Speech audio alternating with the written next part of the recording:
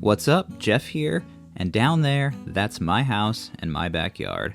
It's probably not much different than yours, except my backyard is surrounded by 2 of the finest acres of the Maine wilderness you could possibly ask for, if you just ignore the fact that most of it's a swamp. For several years now, we've been wanting to reclaim a little piece of that swamp to make the ultimate backyard campsite, complete with a tent pad and a fire ring, and this year we're finally going to make it happen. So I put an order in for one small mountain of gravel. We got the shovels and the wheelbarrow ready, and we got to work. But then we hit our first snag. You see, several years ago when we first put this trail into the site we chose, it was in good shape and would have worked, but the swamp has slowly started to reclaim it. So before we do anything else, we've got to do some road improvements to this trail. Look at that, he's nice and strong. All the gravel for our campsite's going to have to roll over this trail, so we want to make sure we make it wider, straighter, but also more elevated so it stays high and dry.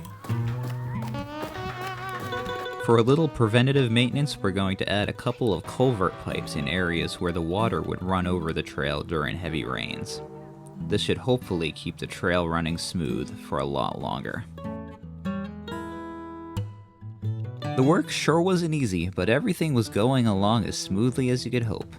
Maybe a little too smoothly. That's when disaster struck. My old, trusty wheelbarrow had broken its wheel.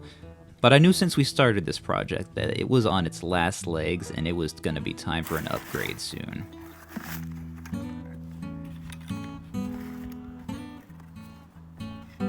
A few days and $100 later, we were back in business, which was great because we were all anxious to get this trail done so we could get on with the campsite build. Our new wheelbarrow was working great and it rolled a lot better with 2 wheels, but the one drawback was that meant we had to go back and widen the trail a little bit more so that the wheelbarrow would fit down it easier. Once the dirt is packed in, you can't forget to keep watering it down because this will help the dirt to harden up and get nice and solid. Luckily, Miles was right on top of it. Lucky for him, a rainy day came and he could take a break. We also got to check and make sure all of our culverts were working properly and that the water would flow around the trail without causing it damage, and everything looked like it was perfect. This trail has never looked better, and we're super pleased with how it turned out. So now it's time to take a breath, sit back, and enjoy the fruits of our handiwork. But not for long though, because this trail was just the first phase of our campsite build. There's still so much work left to do, but the end result of having the ultimate backyard campsite is going to be well worth it. So make sure you come along for the ride. See you on the next one. Until next time, get out there and have a fun-sized adventure of your own.